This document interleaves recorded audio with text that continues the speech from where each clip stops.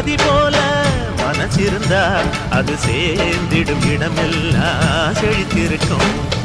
ஊருல உன் போல உள்ளம் வருமா, பேருல உன் பேர சொல்ல வருமா? சொத்துக்கு சுத்துறதாரு இங்கு நித்தமும் அழுவதாரு, நேர் செல்லும் ஒரு பிள்ளை பேர் சொல்லும் ஒரு பிள்ளை.